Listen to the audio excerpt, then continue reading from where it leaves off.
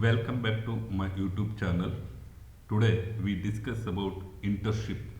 So already ಈಗ 6 ಅಲ್ಲಿ internship ಹೋಗಿದ್ದೀರಾ ಎಲ್ಲ ಬ್ರಾಂಚ್ ಸ್ಟೂಡೆಂಟ್ಸು ಕೂಡ ಆಲ್ರೆಡಿ ಈಗ 6 ಸೆಮಿಸ್ಟರ್ ರನ್ನಿಂಗಲ್ಲಿದೆ 1 ಮಂತ್ ಆಲ್ರೆಡಿ ಮುಗ್ದಿದೆ ಇಂಟರ್ನ್ಶಿಪ್ ಹೋಗಿದ್ದೀರಾ ಈಗ ಏನು ಮಾಡಬೇಕು ಫಸ್ಟ್ ಇಂಟರ್ನಲ್ಸನ್ನು ಹೇಗೆ ನಾವು ಪ್ರಿಪೇರ್ ಆಗಬೇಕು ಅಂತ ತುಂಬ ಜನ ನನಗೆ ಮೆಸೇಜ್ ಮಾಡ್ತಿದ್ದಾರೆ ಸೊ ಅದಕ್ಕೋಸ್ಕರ 6 first internals CI1 so conducted at end of the fourth ವೀಕಲ್ಲಿ CI1 ಕಂಡಕ್ಟ್ ಮಾಡ್ತೀವಿ ಸೊ ಇದನ್ನ ಬಗ್ಗೆ ತುಂಬ ಜನಕ್ಕೆ ಡೌಟ್ ಇದೆ ಸರ್ ಇದಕ್ಕೆ ಹೇಗೆ ರಿಪೋರ್ಟ್ ಮಾಡಬೇಕು ಹೇಗೆ ರೆಡಿ ಆಗಬೇಕು ಅಂತ ನಮಗೆ ಮೆಸೇಜ್ ಆಗ್ತಾ ಇದ್ದಾರೆ ಸೊ ಅದಕ್ಕೋಸ್ಕರ ನಾನು ಈ ವೀಕಲ್ಲಿ CI1 ಏನೇನು ಬರುತ್ತೆ ಹೇಗೆ ಪ್ರಿಪೇರ್ ಮಾಡಬೇಕು ಅಂತ ನಾನು ಒನ್ ಬೈ ಹೇಳ್ತಾ ಹೋಗ್ತೀನಿ ಸೊ ಫಸ್ಟು CI1 ಕಂಟೆಂಟಲ್ಲಿ ಏನಿದೆ ಅಂತ ನೋಡೋದಾದರೆ CI1 end of the fourth week question paper content first question paper content ಕೊಟ್ಟಿದ್ದೀನಿ ಕ್ವಶನ್ ಪೇಪರ್ ಕಂಟೆಂಟ್ ನೋಡಿ ಕ್ವಶನ್ ಪೇಪರ್ ಹೇಗಿರುತ್ತೆ ಹೇಗೆ CI1ಗೆ ನಾವು ರೆಡಿ ಆಗಬೇಕು ಅಂತೇಳಿ ಮತ್ತು how to answer the question ಆ ಕ್ವಶನ್ಗೆ ಹೇಗೆ ಆನ್ಸರ್ ಮಾಡಬೇಕು ಅದನ್ನು ಕೂಡ ನಾನು ಒನ್ ಬೈ ಕೊಡ್ತಾ ಹೋಗ್ತಾ ಇದ್ದೀನಿ ಮತ್ತು how to student should be write the ರಿಪೋರ್ಟನ್ನು ಹೇಗೆ ಬರೀಬೇಕು ಇದು 50 ಮಾರ್ಕ್ಸಿಗಿರುತ್ತೆ ವೆರಿ ಇಂಪಾರ್ಟೆಂಟ್ ಸೊ ನಿಮಗೆ ಇಂಟರ್ನಲ್ಸ್ ನಾನು ಫಸ್ಟ್ ವೀಕ್ ಇಂಟರ್ನ್ಶಿಪ್ಪಲ್ಲಿ ನಾನು ವಿಡಿಯೋ ಮಾಡಿ ಹಾಕಿದ್ದೆ ಅದರಲ್ಲಿ ಒಂದು ಇಂಟರ್ನಲ್ಸ್ 80 ಮಾರ್ಕ್ಸ್ ಇರುತ್ತೆ ಸೊ ಟೋಟಲ್ 3 ಇಂಟರ್ನಲ್ಸ್ 240 ಮಾರ್ಕ್ಸ್ಗೆ ಇರುತ್ತೆ ಅದರಲ್ಲಿ ಫಸ್ಟ್ ಇಂಟರ್ನಲ್ಸ್ಗಲ್ಲಿ ರಿಪೋರ್ಟ್ ಬರಲಿಕ್ಕೆ 50 ಮಾರ್ಕ್ಸ್ ದೆನ್ PPT ಅದನ್ನು ಆ ರಿಪೋರ್ಟನ್ನು PPT ಆಗಿ ಕನ್ವರ್ಟ್ ಮಾಡಬೇಕು ಅದಕ್ಕೆ 30 ಮಾರ್ಕ್ಸ್ ಸೊ ಇಷ್ಟು ಕೂಡ ಕಂಟೆಂಟ್ ಕೊಟ್ಟಿದ್ದೀನಿ ನಾನು ಇದ್ರ ಬಗ್ಗೆ ನಾನು ಇವತ್ತು ಮಾತಾಡ್ತಾ ಹೋಗ್ತೀನಿ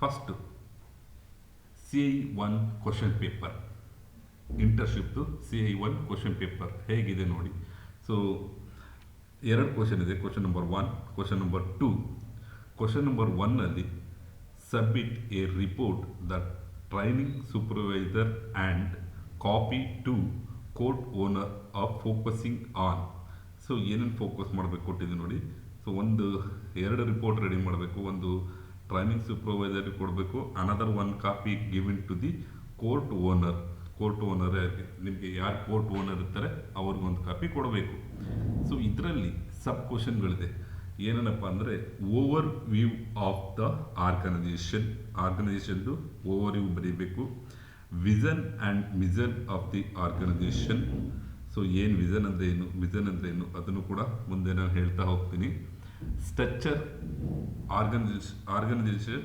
ಸ್ಟ್ರಕ್ಚರ್ ಬರೀಬೇಕು ಅಂದರೆ ಹೇಗೆ ಸ್ಟ್ರಕ್ಚರ್ ಬರೆಯೋದು ಮುಂದೆ ಹೇಳ್ತೀನಿ ನಾನು rules and responsibility for organisation so ಆರ್ಗನೈಸೇಷನಲ್ಲಿ ಯಾರ ರೋಲ್ ಏನಿದೆ ರೆಸ್ಪಾನ್ಸಿಬಿಲಿಟಿ ಏನಿದೆ ಅದರ ಬಗ್ಗೆ ಬರೀಬೇಕಾಗತ್ತೆ ಪ್ರಾಡಕ್ಟ್ ಆ್ಯಂಡ್ ಮಾರ್ಕೆಟ್ ಪರ್ಫಾರ್ಮೆನ್ಸ್ ಏನೇನು ಪ್ರಾಡಕ್ಟ್ ಮಾಡ್ತಾರೆ ಆ್ಯಂಡ್ ಮಾರ್ಕೆಟ್ ಪರ್ಫಾರ್ಮೆನ್ಸ್ ಏನು ಅದು 5 ಕ್ವಶನ್ ಇದೆ question number 1 ABCDE so total 5 sub question ಇದೆ ಇದಕ್ಕೆ 50 marks next question number 2 give a presentation of the above so ಇಲ್ಲಿ ಏನು ಮಾಡ್ತಾರೆ ಇದಕ್ಕೆ ಪ್ರೆಸೆಂಟೇಷನ್ ಕೊಡಬೇಕು ಇದಕ್ಕೆ 30 marks so totally 80 marks so ಇದು ನಿಮ್ಮ question paper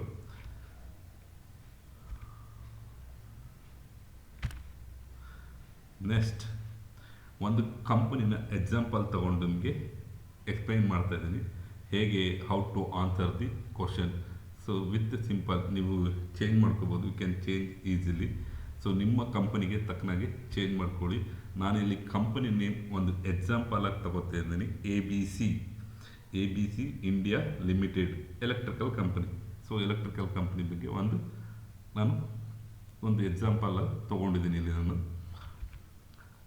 question number 1 training report so ಇದರಲ್ಲಿ ಟ್ರೈನಿಂಗ್ ರಿಪೋರ್ಟು ಸೊ ಅದರಲ್ಲಿ first 1 overview of organisation ಅಂದರೆ ನಿಮ್ಮ ಒಂದು ಕಂಪನಿದು ಆರ್ಗನೈಸೇಷನ್ ಇದೆ ಅದನ್ನು ಬ್ರೋಚರ್ ತೊಗೊಂಡು ನೀವು ನೋಡಿದ್ರೆ ಗೊತ್ತಾಗುತ್ತೆ ಆ ಕಂಪ್ನಿದು ಓವರ್ ವ್ಯೂ ಏನು ಮಾಡ್ತಿದ್ದಾರೆ ಅಂತೇಳಿ for example ABC India limited is A leading multinational electrical engineering company.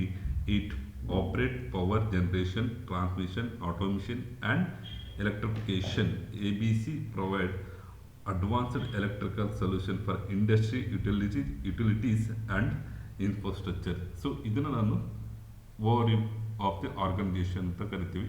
So ನಿಮ್ಗೆ ಇದನ್ನು ಹೇಗೆ ಬರೀಬೇಕು ಅಂತಂದರೆ ನಿಮ್ಮ ಕಂಪನಿ ವೆಬ್ಸೈಟ್ ನೋಡಿದ್ರೆ ಗೊತ್ತಾಗುತ್ತೆ ವಾಟ್ ಇಸ್ ದ ಓವರ್ ಆ ಕಂಪನಿದು ಓವರ್ ಏನಿದೆ ಅಂತೇಳಿ. ಅಥವಾ ಬ್ರೋಚರ್ ಇರುತ್ತೆ, ಕಂಪ್ನಿಗಳದ್ದು ಬ್ರೋಚರ್ ಇರುತ್ತೆ, ಆ ಬ್ರೋಚರ್ ಇಸ್ಕೊಂಡು ನೋಡಿ. ಸೊ ನಿಮಗೆ complete over of the organisation ಬಗ್ಗೆ ಗೊತ್ತಾಗುತ್ತೆ. ಇದು ನಿಮಗೆ 10 ಮಾರ್ಕಿಗೆ. Next vision and mission. So ಅದಕ್ಕೊಂದು ಕಂಪನಿ ಸ್ಟಾರ್ಟ್ ಮಾಡಬೇಕಾದ್ರೆ ಒಂದು ವಿಷನ್ ಇರುತ್ತೆ, ಒಂದು ಮಿಷನ್ ಇರುತ್ತೆ. ಸೊ ಅದು ಕೂಡ ಬ್ರೋಚರಲ್ಲಿರುತ್ತೆ. ಸೊ ಇಲ್ಲಿ ವಿಷನ್ ಬಗ್ಗೆ ಕೊಟ್ಟಿದ್ದೀನಿ ನೋಡಿ. ಸೊ ವಿಷನ್ ಈ ಥರ to be global leader to in power and automation technology that enables suitable futures. So ಇದನ್ನು ನಾನು ವಿಷನ್ ಥರ ಒಂದು ಎಕ್ಸಾಂಪಲ್ ಕೊಡ್ತಾ ಇರೋದು. ಸೊ ನೀವು ಇದನ್ನೇ ಬರೀಬೇಕು ಅಂತಲ್ಲ, ನಿಮ್ಮ ಕಂಪ್ನಿದು ವಿಷನ್ ಇರುತ್ತೆ ಆ್ಯಂಡ್ ವಿಷನ್ ಕೂಡ ಇರುತ್ತೆ. ಸೊ ಈ ಥರ ನೀವು ಬರೀಬೇಕಾಗತ್ತೆ. Next question number 3, organisation structure. Structure ಅಂದರೆ ಏನಂದರೆ, for example, so first managing director ಇರ್ತಾರೆ, ಅವ್ರ ಕೆಳಗಡೆ ಡಿಪಾರ್ಟ್ಮೆಂಟ್ ಹೆಡ್ಗಳಿರುತ್ತೆ, ಇಂಜಿನಿಯರ್ಸ್ ಇರ್ತಾರೆ, technicians, operators, supporting staff. So ಇದು ಒಂದು ಆರ್ಗನೈಸ್ ಸ್ಟ್ರಕ್ಚರ್. ನಾನು ಸಿಂಪಲ್ ಎಕ್ಸಾಂಪಲ್ ಕೊಟ್ಟಿರೋದು. ಸೊ ನಿಮ್ಮದು ಆರ್ಗನೈಸ್ ಸ್ಟ್ರಕ್ಚರ್ ನೋಡಿ. ಸೊ ಬಾಸ್ ಇರ್ತಾರೆ ಅಥವಾ MD ಇರ್ತಾರೆ, ಅವ್ರ ಕೆಳಗಡೆ ಡಿಪಾರ್ಟ್ಮೆಂಟ್ಗಳಿರ್ತವೆ. ಸೊ ಒಂದು ಎಲೆಕ್ಟ್ರಿಕಲ್, ಮೆಕ್ಯಾನಿಕಲ್, ವೆರೈಟಿ ಆಫ್ ಡಿಪಾರ್ಟ್ಮೆಂಟ್ಗಳಿರ್ತವೆ. ಸೊ ಅಲ್ಲಿ ಇಂಜಿನಿಯರ್ಸ್ಗಳಿರ್ತಾರೆ, ಟೆಕ್ನಿಷಿಯನ್ಸ್ ಇರ್ತಾರೆ, ಆಪ್ರೇಟರ್ಸ್ ಇರ್ತಾರೆ. ಸೊ ಇದನ್ನು ನೀವು ಒಂದು ಫ್ಲೋ ಚಾರ್ಟ್ ಥರ ಬೇಕಾದ್ರೂ ಬರೆದು ಎಕ್ಸ್ಪ್ಲೈನ್ ಮಾಡ್ಬೋದು, ಅಥವಾ ಒಂದು ಸಿಂಪಲ್ ಡಯಾಗ್ರಾಮ್ ಬರೆದು ಕೂಡ ನೀವು ಎಕ್ಸ್ಪ್ಲೈನ್ ಮಾಡ್ಬೋದು. So organise of structure. Next question, roles ಅಂದರೆ ಆ ಕಂಪನಿಲಿ ಒಬ್ಬೊಬ್ಬರ ರೆಸ್ಪಾನ್ಸಿಬಿಲಿಟಿ ಏನು, ವಾಟ್ ಇಸ್ ದ ರೋಲ್, ಅವ್ರಿಗೆ ಏನು ರೋಲ್ ಮಾಡ್ತಾರೆ. ಈಗ ಮ್ಯಾನೇಜಿಂಗ್ ಡೈರೆಕ್ಟ್ರು. ಸೊ ಮ್ಯಾನೇಜಿಂಗ್ ಡೈರೆಕ್ಟರ್ ಏನು ಮಾಡ್ತಾರೆ, over all management and policy decision. So ಅವರು ಓವರ್ ಆಲ್ ಮ್ಯಾನೇಜ್ಮೆಂಟ್ ಮಾಡ್ತಿರ್ತಾರೆ ಆ್ಯಂಡ್ ಪಾಲಿಸಿ ಡಿಸಿಷನ್ಸ್ ತೊಗೋತಿರ್ತಾರೆ. ಸೊ ಈ ಥರ ರೆಸ್ಪಾನ್ಸಿಬಿಲಿಟಿ ಬರೀಬೇಕು, ಒಬ್ಬೊಬ್ರದ್ದು ಏನೇನು ರೆಸ್ಪಾನ್ಸಿಬಿಲಿಟಿ ಇದೆ ಅಂತ ಹೇಳಿ. Next engineers. ಸೊ ಇಂಜಿನಿಯರ್ಸ್ ಏನಿರುತ್ತೆ, ಡಿಸೈನ್ ಮಾಡೋದಿರುತ್ತೆ, testing, installation and maintenance. So ತುಂಬ ಡಿಫ್ರೆಂಟ್ ಡಿಪಾರ್ಟ್ಮೆಂಟ್ಗಳಿರ್ತವೆ. ಆ ಡಿಪಾರ್ಟ್ಮೆಂಟ್ಗಳಲ್ಲಿ ಒಬ್ಬರು ಡಿಸೈನಿಂಗ್ ಮಾಡ್ತಾರೆ, ಟೆಸ್ಟಿಂಗ್ ಮಾಡ್ತಾರೆ, ಇನ್ಸ್ಟಾಲೇಷನ್ ಮಾಡ್ತಾರೆ ಆ್ಯಂಡ್ ಮೇಂಟೆನೆನ್ಸ್ ಮಾಡ್ತಾರೆ. ಸೊ ಇದೇ ಥರ ನಿಮ್ಮ ಕಂಪನಿಗಳಲ್ಲೂ ಕೂಡ ಇರುತ್ತೆ ರೆಸ್ಪಾನ್ಸಿಬಿಲಿಟಿ. ಅದನ್ನು ನೀವು ಬರಿತಾ ಹೋಗೋದು. ಸೊ ಟೆಕ್ನಿಷಿಯನ್ಸ್ ಏನು ಮಾಡ್ತಾರೆ, ಅಸೆಂಬಲ್ ಮಾಡ್ತಾರೆ, ವೈರಿಂಗ್ ಮಾಡ್ತಾರೆ, ಟ್ರಬಲ್ ಶೂಟಿಂಗ್ ಮಾಡ್ತಾರೆ. Operators, machine operation and monitoring. So ಅವ್ರ ಮಿಷಿನ್ನ ಅವ್ರು ಟೆಸ್ಟಿಂಗ್ ಮಾಡೋದು ಮತ್ತು ಮಾನಿಟರ್ ಮಾಡ್ತಿರ್ತಾರೆ. ಸಪೋರ್ಟ್ ಸ್ಟಾಫು, ಸ್ಟೋರ್ಸಲ್ಲಿ ಡಾಕ್ಯುಮೆಂಟೇಷನ್, ಸೇಫ್ಟಿ, ಹೌಸ್ ಕೀಪಿಂಗ್, ಇವರೆಲ್ಲ ಸಪೋರ್ಟಿಂಗ್ ಸ್ಟಾಫ್ ಆಗಿರ್ತಾರೆ. ಸೊ ಇದ್ರ ಬಗ್ಗೆ ನೀವೊಂದು ಬರಿತಾ ಹೋಗೋದು. Next question number 1 5, product and market performance. So ಇಲ್ಲಿ ನೀವು ನಿಮ್ಮ ಕಂಪನಿಯಲ್ಲಿ ಏನೇ ಪ್ರಾಡಕ್ಟ್ ಮಾಡ್ತಿದ್ದಾರೆ. ಸೊ ನಾನು ಎಕ್ಸಾಂಪಲಲ್ಲಿ ಟ್ರಾನ್ಸ್ಫಾರ್ಮರ್ ಪ್ರಾಡಕ್ಟ್ ಮಾಡ್ತಿದ್ದಾರೆ ಅಂತ ತೊಗೊಂಡಿದ್ದೀನಿ, ಸರ್ಕ್ಯೂಟ್ ಬ್ರೇಕರ್ ಇರ್ಬೋದು. ಸೊ ನಿಮಗೆ ಕಂಪನಿಗೆ ಹೋಗಿದ್ದೀರಾ, ನಿಮ್ಮ ಕಂಪ್ನಿಲಿ ಗೊತ್ತಾಗಿದೆ ಆಲ್ರೆಡಿ ನಿಮಗೆ ದಟ್ ಏನೇನು ಪ್ರಾಡಕ್ಟ್ ಮಾಡ್ತಿದ್ದಾರೆ ಅದೆಲ್ಲವೂ ಕೂಡ ಒಂದು ತಿಂಗಳಲ್ಲಿ ಅಬ್ಸರ್ವ್ ಮಾಡ್ತೀರ. ಆ ಪ್ರಾಡಕ್ಟ್ ಬರೀರಿ, ಮೋಟರ್ಸ್ ಆ್ಯಂಡ್ ಡ್ರೈವ್ಸ್ ಅಂತ ಹಾಕಿದ್ದೀನಿ. ನಿಮ್ಮ ಕಂಪನಿಯಲ್ಲಿ ಏನೇನು ಪ್ರಾಡಕ್ಟ್ ಮಾಡ್ತಾರೆ ಎಲ್ಲವನ್ನು ಕೂಡ ಒಂದು ಲೀಸ್ಟ್ ಮಾಡಿ. ನೆಕ್ಸ್ಟ್ ಮಾರ್ಕೆಟ್ ಪರ್ಫಾರ್ಮೆನ್ಸ್, ಅವ್ರು ಎಲ್ಲೆಲ್ಲಿ ಮಾರ್ಕೆಟಿಂಗ್ ಮಾಡ್ತಾರೆ, ಸೊ ಯಾರ್ಯಾರು ಅವ್ರಿಗೆ ಕಸ್ಟಮರ್ಸ್ ಇದ್ದಾರೆ. ಸೊ ಅದನ್ನೆಲ್ಲ ನೀವು ಬರಿತಾ ಹೋಗ್ಬೋದು. Next report. ಈಗ ರಿಪೋರ್ಟ್ ಬರೆಯೋದು, ಇದು 50 ಮಾರ್ಕ್ಸ್ಗೆ ಕಂಪಲ್ಸರಿ ನೀವು ಬರೀಲೇಬೇಕು. ಸೊ ಇಲ್ಲಿ ಫಸ್ಟ್ ಪೇಜಲ್ಲಿ ನೇಮ್ ಆಫ್ ದಿ ಇನ್ಸ್ಟಿಟ್ಯೂಟ್ ಬರೀರಿ, ನೀವು ಯಾವ ಇನ್ಸ್ಟಿಟ್ಯೂಟ್ ಓದ್ತಾ ಇದ್ದೀರ ಆ ಇನ್ಸ್ಟಿಟ್ಯೂಟ್ ಬರೀರಿ, ಸಬ್ಜೆಕ್ಟ್ ನೇಮ್ ಬರೀರಿ, ಮತ್ತು CI1 ರಿಪೋರ್ಟ್ ಅಂತ ಬರೀರಿ, ಕಂಪನಿ ನೇಮ್ ಬರೀರಿ, ಸ್ಟೂಡೆಂಟ್ ನೇಮು, ರಿಜಿಸ್ಟರ್ ನಂಬರು ಮತ್ತು ಸೆಮಿಸ್ಟರ್. ಇದು ಫಸ್ಟ್ ಪೇಜಲ್ಲಿ ಕವರಿಂಗ್ ಪೇಜಲ್ಲಿ ಫಸ್ಟ್ ಬರೀರಿ. ನೆಕ್ಸ್ಟ್ ಪೇಜಲ್ಲಿ ಇಂಡೆಕ್ಸ್ ಅಂದರೆ content. So first one overview, vision and mission, organisation structure,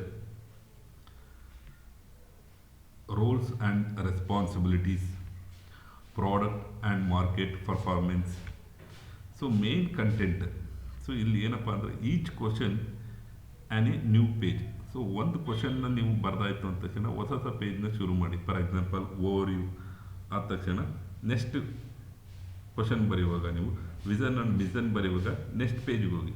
so ಅಲ್ಲೇ ಸ್ವಲ್ಪ ಜಾಗ ಇದೆ ಅಂತೇಳಿ ಅಡ್ಜಸ್ಟ್ ಮಾಡೋದು ಆ ಥರ ಎಲ್ಲ ಮಾಡೋಕ್ಕೆ ಹೋಗ್ಬೇಡಿ.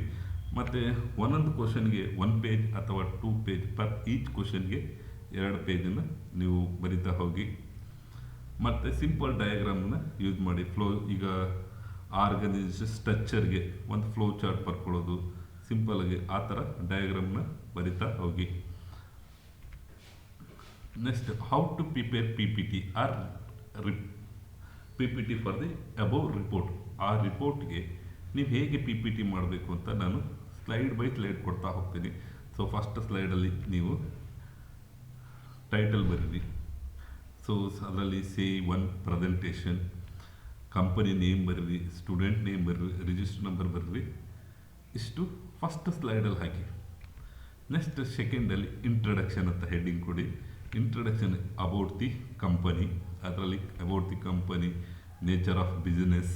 ಸೊ ಇದ್ರ ಬಗ್ಗೆ ಸೆಕೆಂಡ್ ಸ್ಲೈಡಲ್ಲಿ ಹಾಕಿ. ನೆಕ್ಸ್ಟ್ ಥರ್ಡ್ ಸ್ಲೈಡಲ್ಲಿ overview of organisation. So organisation structure ಬರೀರಿ ಅಂತ ಹೇಳಿದ್ದೆ ಆವಾಗಲೇ ನಿಮಗೆ. ಆ ಸ್ಟ್ರಕ್ಚರ್ ಬರೀರಿ ಉಕ್ತವಾಗಿ. ಸೊ ಬ್ಯಾಕ್ಗ್ರೌಂಡಲ್ಲಿ ಕಂಪನಿ ಬ್ಯಾಕ್ಗ್ರೌಂಡ್ ಹಾಕಿ. ಸೊ ಏರಿಯಾ ಆಫ್ ಆಪ್ರೇಷನ್, ಯಾವ ಏರಿಯಾದಲ್ಲಿ ಆಪ್ರೇಷನ್ ಮಾಡ್ತಾರೆ ಅದ್ರ ಬಗ್ಗೆ ಬರೀರಿ. ನೆಕ್ಸ್ಟ್ ಸ್ಲೈಡ್ 4ಅಲ್ಲಿ ವಿಷನ್ ಆ್ಯಂಡ್ ಮಿಷನ್ ಬರೀರಿ.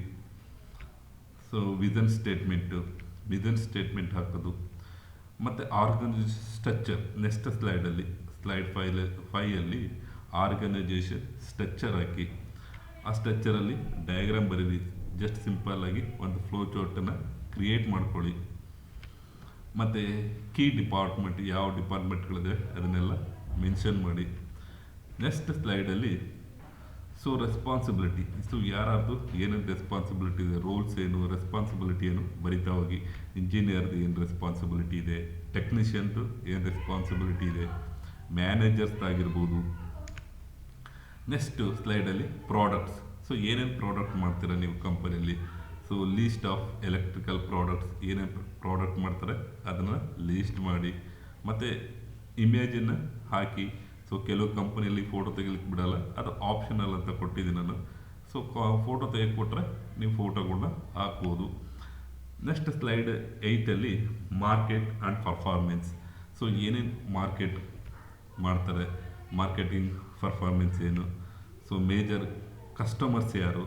ಸೊ ಇದನ್ನೆಲ್ಲ ಒಂದು ಸ್ಲೈಡಲ್ಲಿ ಹಾಕ್ತಾ ಹೋಗಿ. ನೆಕ್ಸ್ಟ್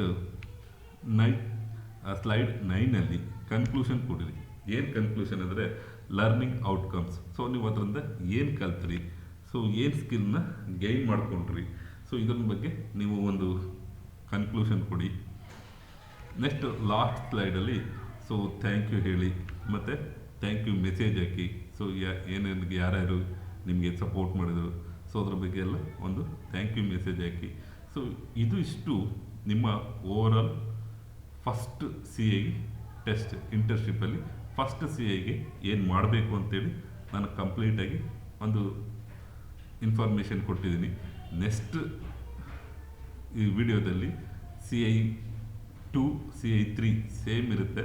ಸೊ ಅದ್ರ ಬಗ್ಗೆ ಕೊಡ್ತೀನಿ. ಅದಾದಮೇಲೆ ನಿಮಗೆ ಓವರಾಲ್ ರಿಪೋರ್ಟನ್ನು ಹೇಗೆ ರೆಡಿ ಮಾಡಬೇಕು ಅಂತ ಕೊಡ್ತೀನಿ. ಸೊ ಇದು ನಿಮಗೆ ಯೂಸ್ಫುಲ್ ಅನಿಸಿದೆ. So thank you for watching.